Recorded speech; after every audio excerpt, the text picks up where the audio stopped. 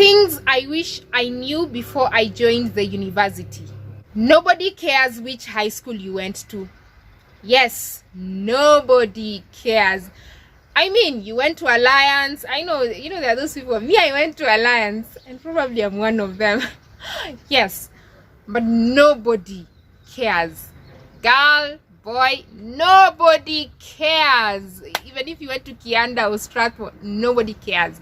When you join the university, you're starting afresh. You are starting afresh. Nobody cares. Nobody cares what you got in KCSE. Nobody cares. I know you'll go around saying, oh, I had an A, I had an A minus, I had a B plus, I was number 1 in a school, I had a B. Nobody cares. The moment the government admits you to an institution, it's over. That grade you get in KCSE enables you to transition to the next level. After that, it's over. It's over. Nobody cares. Nobody cares. In fact, even as we say that nobody cares what you got in KCSE, remember that we still have parallel programs within our universities. Now, I know in the most recent years, there have been a lot of structural changes. Right now, if you get a C+ and above, you can easily get into a college or a university. However, with the parallel programs, it means that, you see, like for courses like medicine or engineering, they can only admit a certain number of students. So probably they can only admit, let's say, 100 students. And probably you did not get the cutoff marks. So what happens? You go through the parallel program. Parallel program means that you pay more school fees compared to a student who's being sponsored by the government. So for example, in law, probably one school fees here could be about 50,000. Let me give an example. But for a parallel student, it could even be over 100,000. So you find that there is that disparity. However, for example, when I was joining the University of Nairobi, to be admitted by the University of Nairobi to study law, you had to have scored an A or a very strong A minus, I think of about 79, 78 points there. Now, I had an A minus of 74 points, and that meant that I could not be directly admitted by the government to study law. So I went through a parallel program, but I remember the cutoff points was an overall grade of a C+ and a B in English, which I had completely surpassed, just that I missed the government cutoff points by a few points. And in my class, I had classmates who had a C+. So let me tell you, you could be having a C+ and still you're studying in the same class with that person who had an A. It's very possible, it can happen, which is why I'm telling you, nobody cares. However, you still must do well. Let me tell you why. Because you see, if you do not have the money to go for a parallel program, then you will not be able to study that degree that you want to study. If you do not have the money, you will have to study whatever it is the government has called you to study, which is why you must still work extremely hard for you to do well. There is no excuse. You must work extremely hard, especially if you have the opportunity to be in school. You must be disciplined, you must be focused, and you must work very hard for you to do well in class. Because remember, even if you can afford the parallel program, it's still very expensive. Some parents have to sell some land and cows and do a harambe just for you to go do that dream course that you want to do. So you still must work extremely hard. You can still do well at the university even if you didn't do well in your KCSE. For example, you wanted to get an A in KCSE and you got a B, but you still managed to get to the university, and you feel like you might still not do well because you didn't do well in KCSE. That is not true. You can still do well, you can still study very hard and perform extremely well. A friend of mine was telling me about a friend of hers who, I think she said she had a C+ in KCSE, and she used to feel like she had not done well. But luckily, she managed to get into a parallel program, I think to study actuarial science at the university. You know what this girl decided to do? She was going to work very hard and do very well. Apparently, she never used to sleep. She used to study very hard. She used to, she moved heaven and earth for her to do well at the university. And guess what? She had a first class when she was at the university. even if she had not done well in KCSE. So don't let what you got in KCSE determine how you perform at the university. You can still do extremely well in life later on. Strikes, strikes, strikes, strikes. Oh my goodness, when I joined first year, there were no strikes at the University of Nairobi. Second year was smooth. Then somewhere towards the end of second year, in between into third year, there was so much student unrest. At some point, we had an election year. At another point, I don't know what happened. Students were rioting because they didn't want so-and-so to be in power at the school. Oh my goodness, the strikes were just too many, too many. I wish I knew this before I joined the university.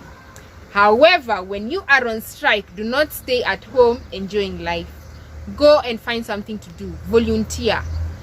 Go and do an internship. Go and find something to do, something that you can add into your CV, such that by the time you are going back to school, you have built up your life. Because let me tell you, when you graduate, employers are looking for 5 years of work experience. Where will you get 5 years of work experience when you've just graduated? Even I don't have 5 years of work experience right now. So imagine if you use those times when you are at home to build on your CV, to build on your profile, do a part-time job, do something that builds you, That's how you make use of the time you're at home because of strikes. There's a very high chance that you'll have to keep following lecturers for staff.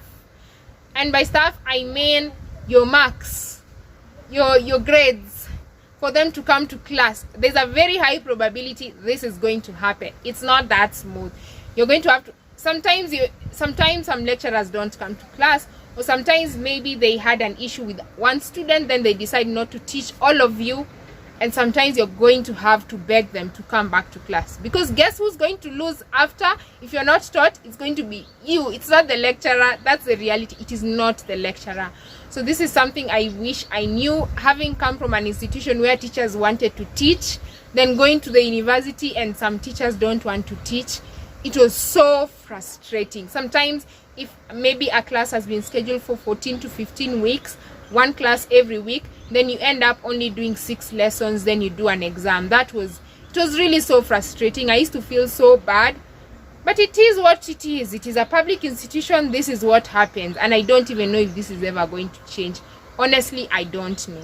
It's possible that you might have missing marks. It happens. Sometimes it's either because your papers were misplaced, and even worse, if maybe you're just like 5 students with missing marks. If you are like 100 students with missing marks, that's usually not such a bad sign, because it probably means maybe your marks just weren't put in the system, or maybe they were put aside somewhere else, so maybe that's why there's a delay. Otherwise, missing marks is a reality. Let me not even start talking about the nightmare of missing marks. It's very possible. Unfortunately, sometimes you might also be having missing marks because you did not give in to sexual advances by a lecturer. And if you have not watched documentaries on how students are being harassed for marks, please do watch it on the BBC. I believe on BBC or somewhere in the news, you will see that sometimes students are pressured to give in to such behavior just for them to get their marks. And it's very unfortunate, because sometimes they end up with mental issues, sometimes they end up repeating a whole academic year. So many things happen. So the reality of missing marks is real. Sometimes your lecturer might go on academic leave without submitting your marks, and you might have to redo that exam. It is very possible. Missing marks is real. That's the point. What you make out of your degree is what matters. This is something I also wish I knew, because when I was growing up and the society around me was telling me, if you are not a doctor, a lawyer, a pilot, an accountant, an engineer, then you won't be successful in life. And like I said, I have not told you not to pursue those careers. Pursue them. Pursue them if this is your passion, this is your end goal, this is what you want to do for life. Work hard and pursue them. However, it is what you make out of your degree. Because I remember there was this story that if you do BCom, or you're a failure in life, you just got into BCom because you failed.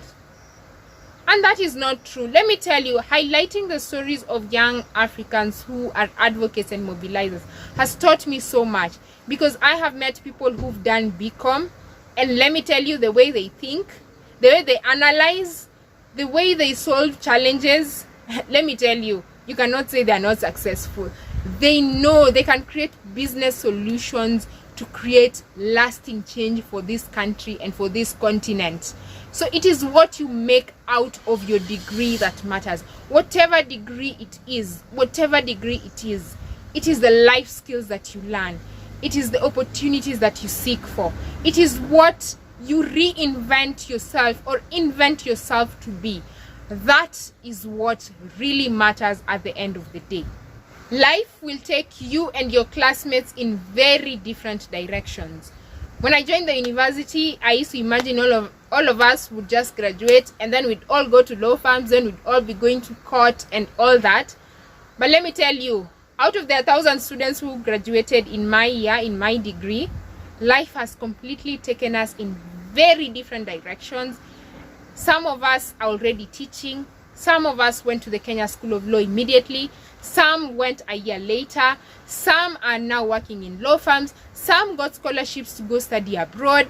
Some are still at home and they're waiting to figure out what to do next. Probably because they don't have money, or things just pull them behind. Life happens. Some of us went to international organizations and probably we're still looking for what to do next. Life takes you in very different directions. So don't sit there and expect that you and your best friend or you and your group mate will go to the same law firm, then you graduate together, all that. No, life will take you all in different directions. But I can tell you for sure, no matter what direction life takes you, don't give up. There's a tendency to compare that, oh, so and so is doing better than me. But let me tell you, just be determined. Imagine, don't compare yourself with people. Just work very hard. People will say so many things just because your direction did not take everybody else's direction.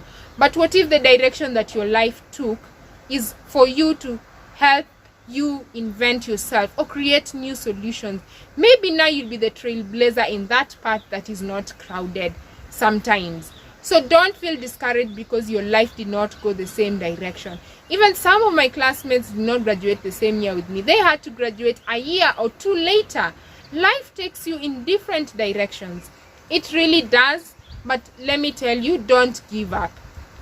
Don't give up. Don't compare yourself with people, because you are a unique individual. And let me tell you, whatever you put your mind and focus into, you will do well. And even if you do not succeed in it, you will have succeeded in following your dream. And that is what counts. That is it for Cynthia Untamed today. Let me know in the comment section below, what are the things you wished you knew? And even if you knew all these things, where are you watching from? Comment if it's your county here in Kenya or wherever in Africa. Just drop your flag below so that I can know where you are watching from.